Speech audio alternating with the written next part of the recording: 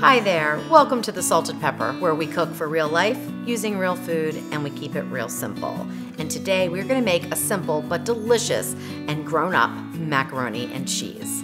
So, you might see that my pan is dirty, and that is on purpose because I cooked up 3 slices of thick cut bacon in the Ninja Foodi, because the Ninja Foodi makes the best bacon, and I left the drippings in there because I'm gonna use that to make my roux for the macaroni and cheese. So I have 3 slices of bacon that I've already cooked, and they are crumbled. I've made them nice and crunchy so that they crumbled really easily. So I have about 2 tablespoons in here of the bacon grease. I'm gonna turn the Ninja Foodi on and hit the sear saute button, high is fine. Hit the start, that's gonna start to heat that grease back up. We have about a cup of diced onions, and these are diced in about a 1/4 inch dice. This is a Vidalia sweet onion, but you could use whatever kind of onions you like. Even red onions would add a pretty color and taste great in this recipe. We also have here, this is 4 little mini sweet peppers. Now, if you're not familiar with mini sweet peppers, you can find them in the produce section of most grocery stores, and they look like little hot peppers, but they're actually sweet. If you can't find these though, just certainly go ahead and use a red bell pepper. And I have about a 1/4 cup that I sliced up. So instead of dicing these, I sliced them because it gives a little bit better look in the end macaroni and cheese. There's 1 little seed here. I'm just gonna pop that out, but if there's a couple seeds in, don't sweat it. All right, so we'll dump those in.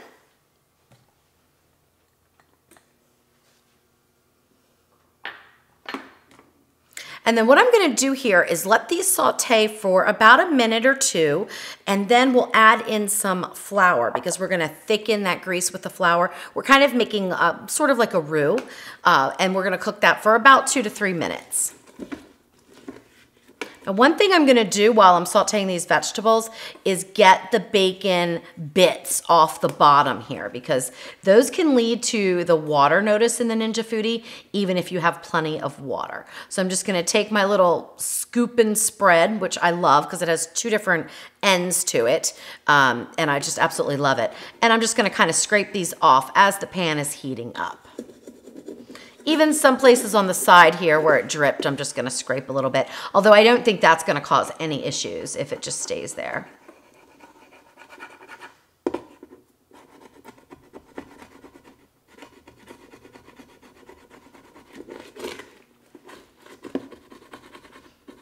It's really important to get any of the brown bits or fond off the bottom after sauteing anything, especially meats and stuff, because they can, like I said, lead to the water notice. The Ninja Foodi recognizes it as something is burning and gives you that water notice, even if you have plenty of water.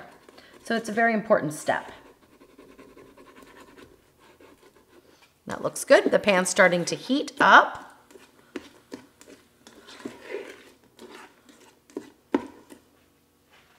All right, so I'm just gonna give that a few minutes.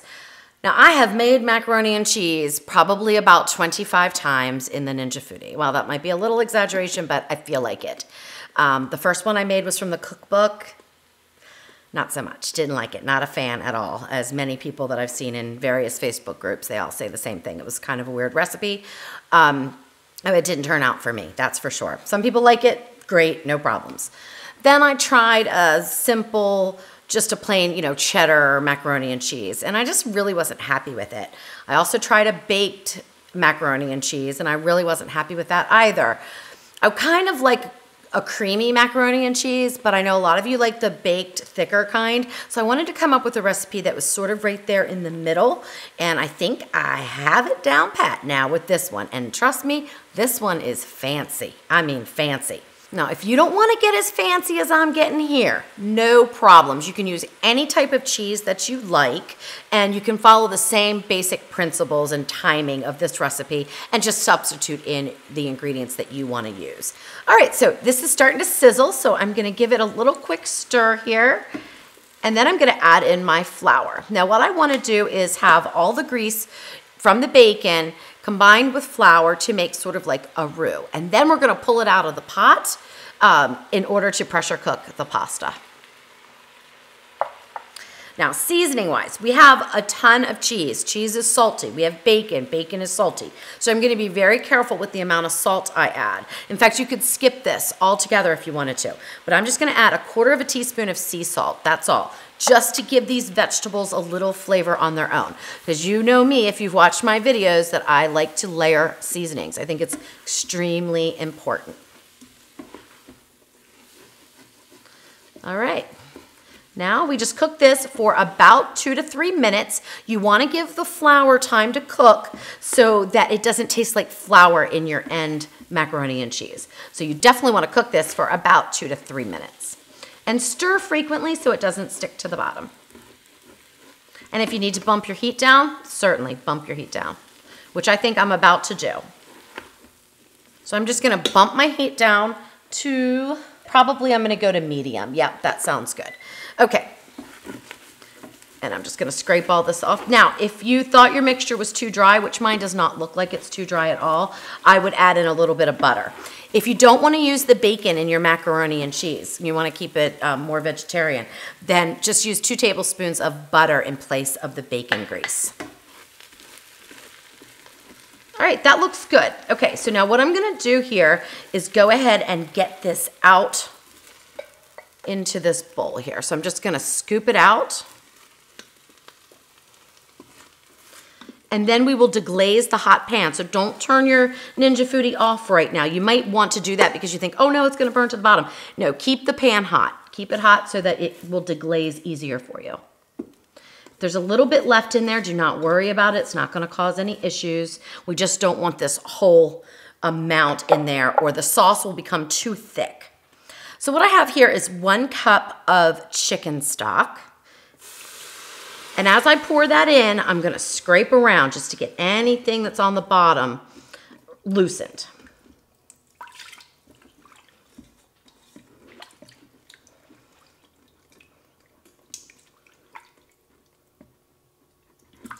There's one spot here that I wanna make sure I get off.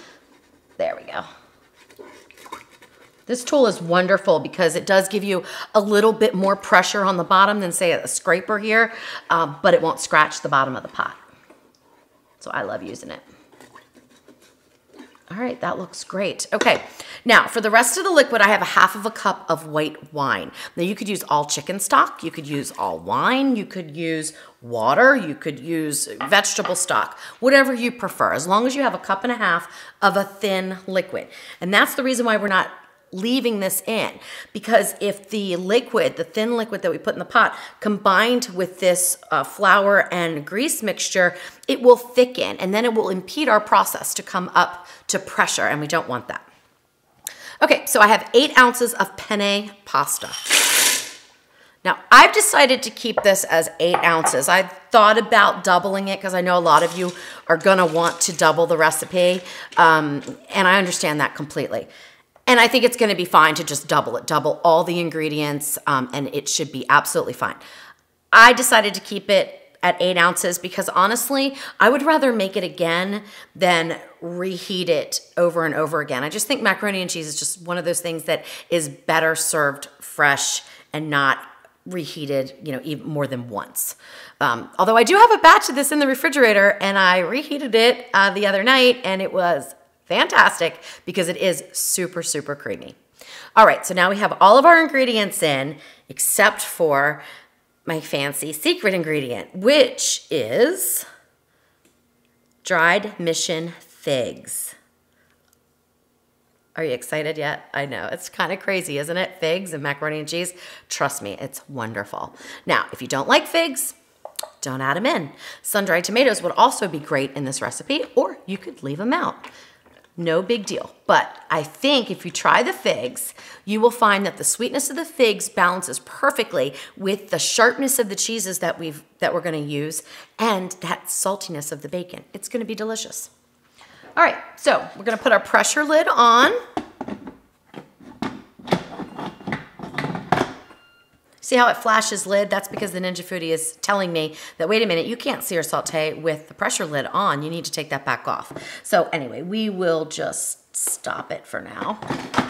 Put the pressure lid on, make sure it is to the seal mode in the back, and we're gonna go to high pressure, And we're gonna do 3 minutes. And the reason why I'm doing 3 minutes on high pressure is because it's penne, and penne can take a little bit longer. And then we're also gonna do a 2-minute natural release at the end. And this is gonna build pressure pretty quickly because it was a hot pot and the liquid inside was simmering from that sear saute. So this is not gonna take any time at all. I would say less than 5 minutes and it'll be up to pressure. We'll cook for 3, do a natural release for 2, and then we'll add in all the rest of the goodness.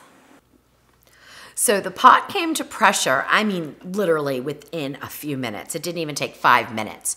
So we are now in the count up of the natural release. And then when it hits 2 minutes, I'm gonna go ahead and flip the valve to vent to manually release the rest of the pressure.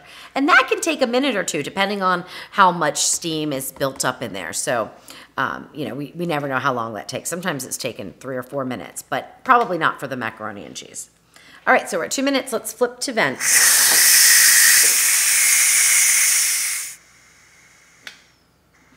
Okay, the red button to press, so now we can open up the lid. Do that away from you so that you don't get bombarded with the steam.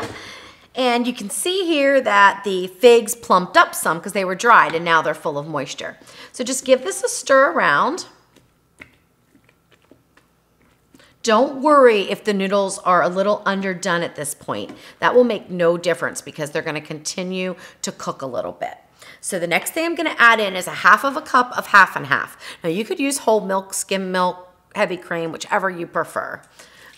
We're gonna pour that in. We're gonna put back in our mixture that we made earlier with the vegetables and the flour and the bacon grease. We're gonna put that back in. And now let's get our cheeses in. The first thing I have here is 2 ounces of cream cheese. So we're gonna dump that in. And then I have about 2 cups, which is 4 ounces of a sharp white cheddar. Dump that in.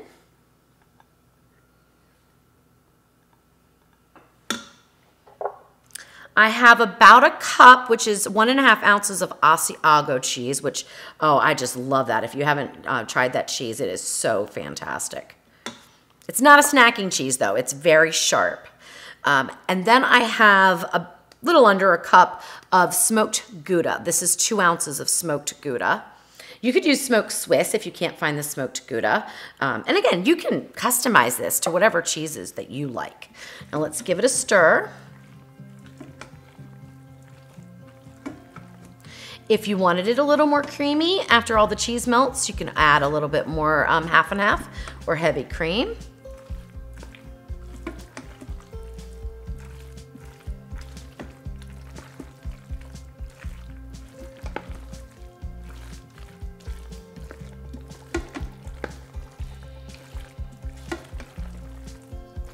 Wow, look at that. So good. But you know what? I am gonna add a little bit more because I want this to be a little bit creamier and the noodles to absorb a little bit more liquid. So I'm gonna go ahead and add in another 1/2 cup of the half and half. Or you could add in the chicken stock too, that would be fine. In fact, you know what, I'm gonna do that. Just to keep the calories a little bit less, I'm just gonna add in a 1/2 cup of chicken stock. All right, so I have a 1/2 cup of chicken stock I'm gonna add in here now, and we're gonna just stir that up. When I first tested the recipe, it was 1 cup of white wine and 1 cup of chicken stock, and I thought, well, it's a little soupy. So I cut it back by a 1/2, thinking it would be perfect. And actually, it really isn't, because by the time we get the topping on and bake it, or it sits for any amount of time, it would have been too dry. So now you can see that it's nice and creamy and thick. And we still have to melt the rest of that cream cheese in there. And this is exactly what I want to see here. So the recipe will call for 1 cup of wine and 1 cup of chicken broth. But of course, you know, you can use all chicken broth or even all wine. It would be fine. Wow, that looks so good. Now I know this is kind of a strange combination of flavors, but trust me, they are so good. All right, still have a little ways to go with that cream cheese to continue to melt it. So let's just keep stirring a little bit. And then we're gonna let it sit while we get our topping together. So you can go ahead and leave the Ninja Foodi on the keep warm function. Oh, wow, that's so pretty. Now, if you liked your macaroni and cheese really creamy, then go ahead and just let this sit for about 5 or 10 minutes and then serve it up. If you want to put a topping on, which is what we're gonna do in just a minute, then you can continue to follow this recipe.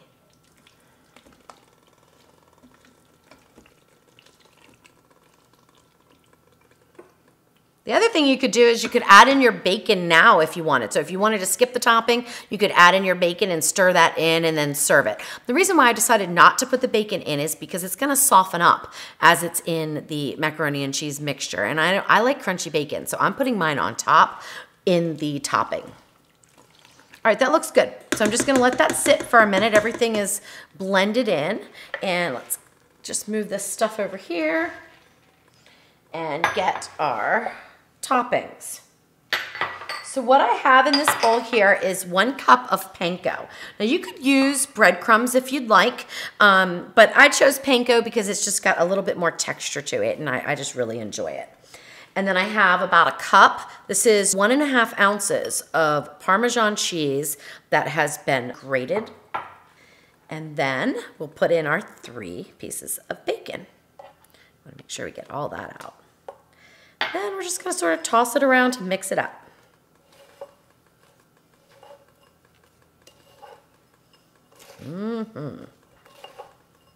Oh, it smells so good. You can smell the bacon and the cheese. Oh, wow. All right, that looks good. Okay, so now let's give this a final little stir. Okay, that looks so good.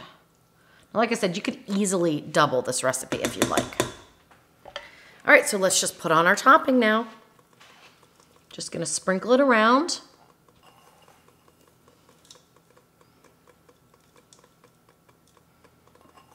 If you don't want as much topping on, just use half of it.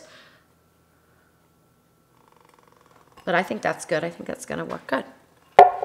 The beauty of the Ninja Foodi is that we can go right to air crisping with just a close of the lid, and that's what we're gonna do. So we're gonna set it to the air crisp function, and I'm gonna take it down to 350. I'm doing that just because I wanna keep an eye. I do not want the panko to burn, so I wanna keep an eye on it, and I wanna start at a lower temperature. We're just gonna hit start. It automatically defaults to 20 minutes. I don't know that it's gonna take that long, but I'll check it in about 5, and then we'll see how much longer we need to go. All right, so we just have about 30 seconds before I'm gonna check for the first 5 minutes of the air crisp time. I can smell the Parmesan cheese and the panko. It smells fantastic. So I'll be real interested to see what it's looking like. The other thing I wanted to mention is that this recipe would be a complete meal if you wanted to add in shredded chicken or shrimp or even crab meat. It would be absolutely delicious in this recipe. All right, let's give it a little check here. Oh, wow, so it really is browning up nicely. I want the center to be done just like the outsides are. So I think what I'm gonna do, but I don't want the outsides to burn, so I'm gonna bump the heat down a little bit more. I'm gonna go to 325. And then I'm just gonna let it go another 2 minutes and keep peeking at it. And then I'll let you know how much time it took to finish it up. Okay, so it's been about 7 minutes of total time, and I do see the center starting to brown up a little bit. I think we could go probably another couple minutes. Now you could also use the broil feature if you wanted to. I've been kind of staying away from that, especially for things that I don't want to get too brown or burnt, because it does increase the temperature. The broil function goes up to 425 instead of 400. You could use the air crisp up to 400 degrees. So if you need something a little bit hotter, use the broil. All right, let's give it another peek. It looks really good. The center is brown a little bit there. There's browner spots, but it feels good. You know, it feels nice and crunchy, what I want, which is what I want. And I don't want the bacon to burn. So I'm gonna go ahead and stop now. So we did, what, about 8 minutes or so of the air crisp time. All right, so now we get to dig in. This is the best part. The crunch is gonna be so good.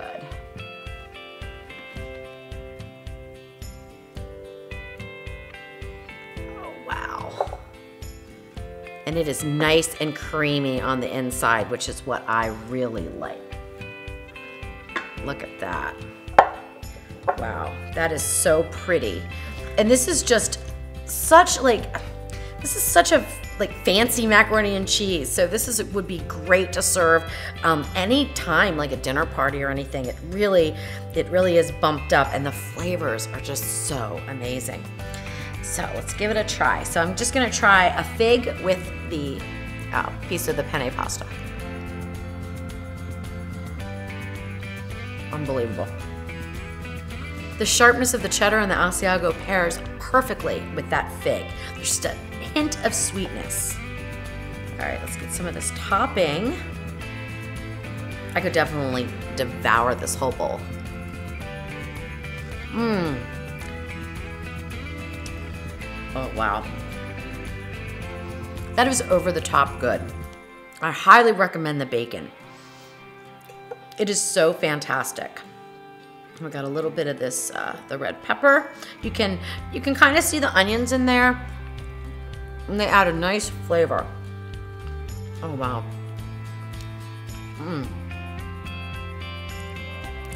This is like the perfect little black dress. You can dress it up, you can dress it down. You could serve these with ribs, which I happen to have a recipe for that is glorious, with a raspberry barbecue sauce, and I will definitely link to it right over there.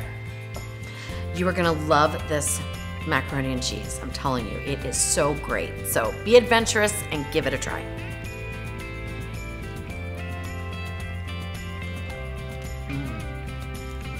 Figs. Isn't that the weirdest thing to put in macaroni and cheese? Figs. I'm weird. That's all I can say. But it tastes delicious. I hope you give it a try.